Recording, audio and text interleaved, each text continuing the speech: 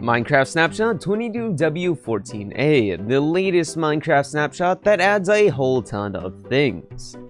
Now, as you can see, they added the latest Mangrove Swamp biome. This is arguably one of the coolest biomes added into Minecraft recently, and it actually has a whole ton of things. As you can see, this is an enclosed space which you can't actually see much, making it one of the coolest ways to actually explore the ocean in Minecraft, and making perfect situations for something like this, which is insanely cool, especially with all the vines, lily pads, and seagrass that you find all around here, and these little plants that spawn on the mangrove trees, which is very cool. And you guys might have noticed that I did actually add in the addition of these little flowers. Now, if you're actually planning to live in a swamp biome, these flowers actually add a whole ton to the scenery, making this atmosphere way cooler. As you can see, I'm pretty sure Mojang should have done something like this to make it a lot cooler, but I digress. You guys should add something in here if you're planning to live in one of these amazing new biomes. You can find these in lush caves, and you can just only get like 5 of them, and you can spread them out pretty far. But these are insanely cool to actually add in. But anyways, what did they actually add in this update besides this? Well, first of all, this, if you actually want to find this, you can use a /locate biome command and type in Mangrove Swamp. Just like that, and then it'll teleport you to the nearest swamp by clicking on this green teleport command.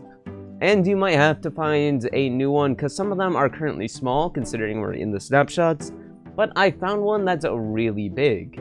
And going through something this big of a biome makes it really enjoyable, especially with all the water that you can travel through within a boat, making for some incredible scenery if you want to build a base within here. So I'd really recommend that you find a big one and just go through it with a boat and explore, because this is going to be a great place to adventure in your Minecraft world. A little bit more about these Mangrove Swamp biomes. First of all, they can actually spawn with a bee's nest in them. They have the same chance to spawn on any normal tree as well. Within this biome, you can actually find bees and the new frogs, and it actually spawns the warm frogs. If you don't know what it looks like, as you can see, it looks just like that. It's kind of this light gray type of frog, which is pretty cool to have. Next up, the floor is actually covered in mud, and there's also a lot of clay similar to the swamp biomes. But as you can see, there is clay here, and if I were to get out of the main section, I can go to some place like over here, and there is a ton of mud over here to collect, which is a very cool block and is renewable, but I'll get into that a little bit later.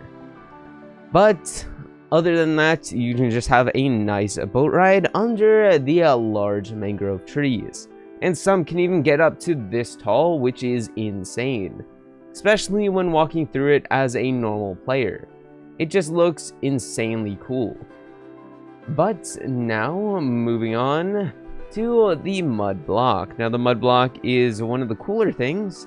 If you place a mud block under a pointed dripstone, just like this, so let's get some dripstone, and then we actually put the mud block, let's put it somewhere up here, and then put the dripstone right under it. So as you can see, this mud block is actually going to be dripping water until it turns to clay. You can also do it similar to putting a block on top of it, just like so. You just put a block there, put dripstone there, and then put the mud right up there. And then once you have done this, it will actually do the same thing. But as you can see, it is dripping, but it will take a little while, but after a while it will turn into clay, making clay pretty renewable and easier to obtain once you actually get into one of these biomes. And obviously you can scale this up very large, adding a bunch of rows of this to make it better.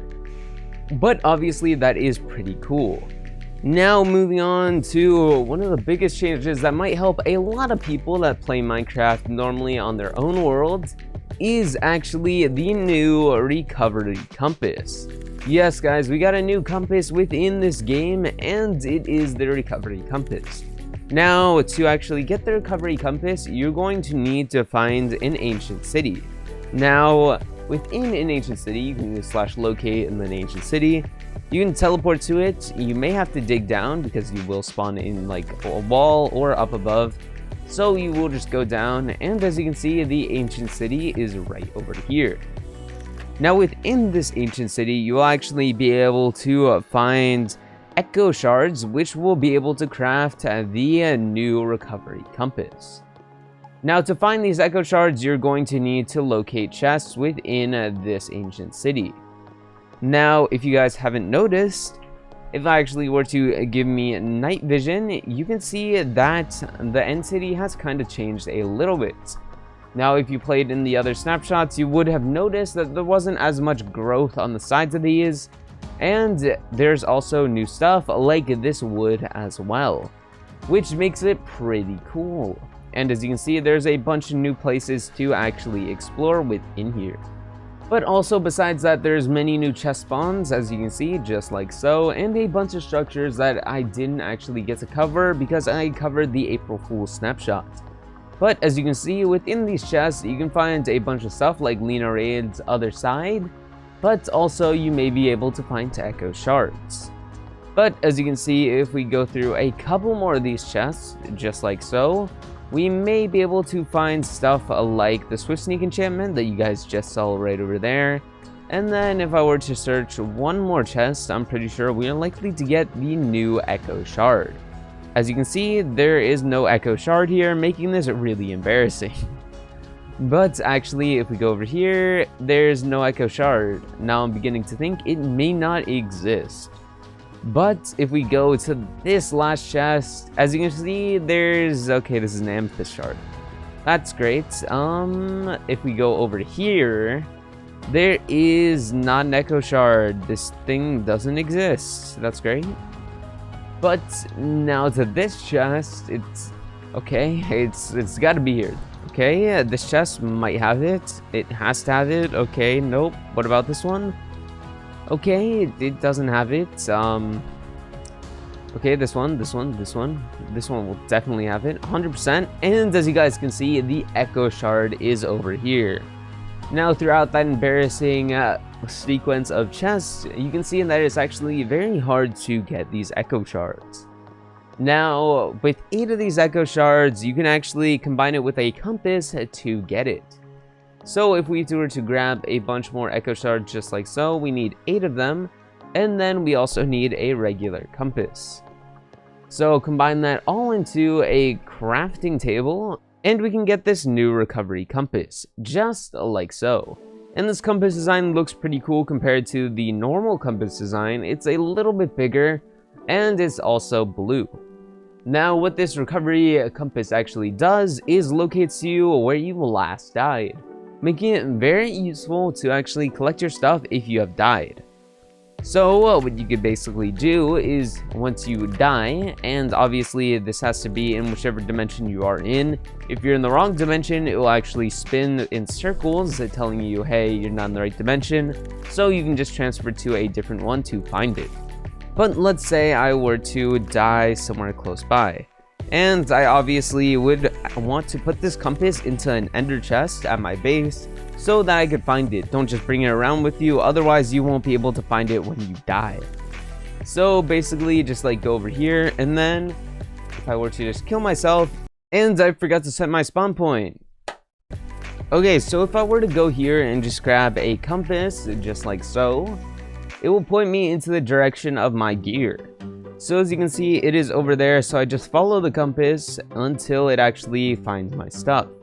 So if I just keep on following this and following this, I have located my stuff, which is actually pretty useful, especially if you have died and need to find all your stuff quickly before the 5-minute timer. But obviously you can pair this up with something like the allay so that the allay can grab all your important gear. So just make sure your allay is like holding a chest plate and all this stuff so it can pick up your important stuff so that it doesn't despawn. Although if you're playing in hardcore, this compass sucks and you will never use it. But moving on past that, You can see the new stuff within the ancient city. They also have stuff like this blue wool, similar to how the mansions have it to fake that they have diamonds. The last thing that I wanted to talk about is the warden. Now the warden will actually target every single mob that is living. So any living mobs that bump into it, they will attack, no matter what. So if you're planning on bringing your wolf down here or any of your pets, it will actually attack it. Even something similar to the allay. So if I were to grab the allay and then the warden as well, if I put them next to each other, the warden will actually kill the allay. So as you can see, don't think that your allay is safe unless it flies really high up. But as you can see, it will stay targeted onto one thing so that you may get away. So I guess if you really wanted to, you could try to use it as bait. But obviously, try not to let your pets die just like so.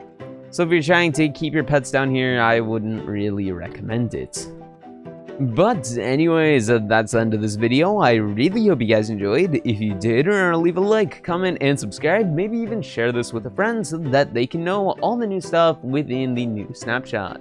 Thank you guys for watching. I really do appreciate all of the recent support, and I'll be posting a lot more frequently now. Anyways, I'll see you guys next time. Peace out.